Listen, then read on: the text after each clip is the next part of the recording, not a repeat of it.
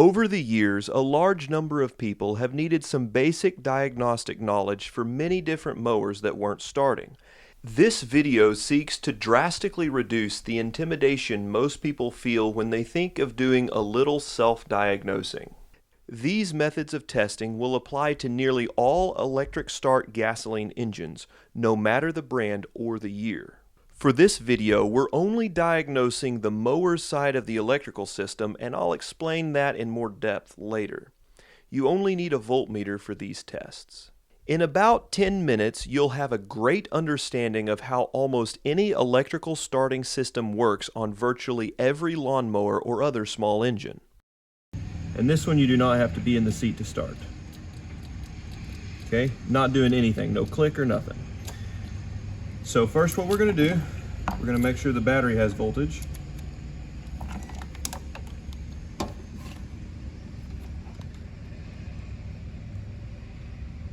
It has 10.5 volts, which means it's probably just a low battery. So I'm going to charge it up and then we're going to do some more testing.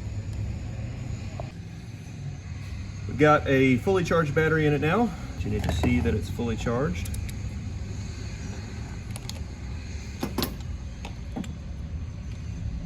Got 12.6 volts. Crank it. Still nothing. So I want to make sure that the battery is fully charged and it's not got a bad cell. So we're reading 12.6. I'm going to crank it and hold it in the start position, and our voltage didn't drop, which means we're disconnected somewhere along the lines. So first thing that I'm going to do is I'm going to check the fuse. The way you find the main fuse on this is wherever your positive cable runs from the battery, it's going to go straight to the solenoid. That's this block here. Whatever side that it's connected to, you'll notice has a small wire coming off of it. It's got the main thick wire coming from the battery and a small wire. This is your main power wire. It powers everything on the mower. So we need to trace this wire and it will run straight to our main fuse. And you can see it runs up here, straight up to this fuse block here. And I've already pulled the fuse out of it so that we could have that result. I'm going to put the fuse back in and we'll see what we get. Okay. Crank it. Okay, you can hear a click now. That click, just because I know, is that solenoid, but we're going to test that and make sure that that's what we're getting. So with the key off, we want to make sure that all of our cables are good. So we're going to check for battery voltage there, negative on the battery and positive there. And our battery cable is good, running 12.6 volts. And then we want to make sure that our solenoid is running properly as well. This solenoid has 4 poles, 1, 2, 3, 4. Some of them only have 3. It'll always have these top 2, but sometimes it only has 1 of these. One of them is for ground and one of them is for positive. And so this design, the green is going to be the negative or the ground. All right, so our ground lead is good, 12.6 volts, so we can plug that one back in. And then we need to make sure that our positive is good. And this one, whenever you turn the key to the start position, it runs power through all of your safety switches. There's one in the PTO, there's one in the brake, and there's one in each of the arms. And some of them will have one in the seat as well.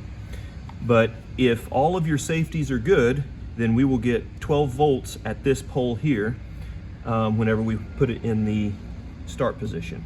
I wanted to freeze right here and let you know that with this wire unplugged, you should see similar voltage to your battery reading. But if you were to plug it in, your voltage will drop 1 to 3 volts just because of the load that this solenoid draws. If your loaded voltage is lower than 9 volts, you have a wiring issue that will cause your solenoid to burn out eventually, and you need to get that taken care of. The ground, and we're getting 12.5 volts. So all of our safeties are good. We've eliminated every single one of them. They're all good. Now, we test the solenoid to make sure that it's jumping power across. So we're going to hold ground here. We're going to hold positive here. And we're going to put it in the start position.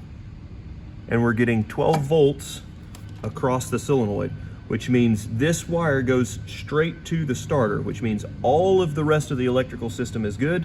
It's just this one wire. We're getting power there, so we need to check down at the starter. Okay, so if we're getting, I'm going to plug it into the wire at the end of the starter, and I've disconnected the starter on this so that you can see what happens, and so we can test every single lead of it. Okay, and we're getting 11 volts at the end of the starter wire, which is fine. As long as you're above 10 volts in any of this stuff, you're good. So I'm going to plug that in, and I'll walk through a couple more things with you, and then it should start and crank and everything. Our last little bit of diagnosing or tips for you. So I've got that starter wire plugged back in, and I'm going to go ahead and crank it. Okay, see how it's cranking and not starting? Okay, let's choke it.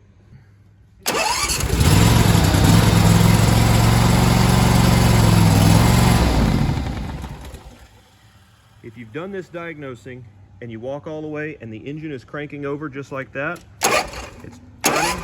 If that starter is turning, you've eliminated every single bit of your electrical circuitry. So you know for sure your starter's good, for sure your solenoid's good, for sure all of your safeties are good. So if it still doesn't start, but it turns, then you have either a fuel, a spark, an air compression, or a valve issue. So it's all on the engine.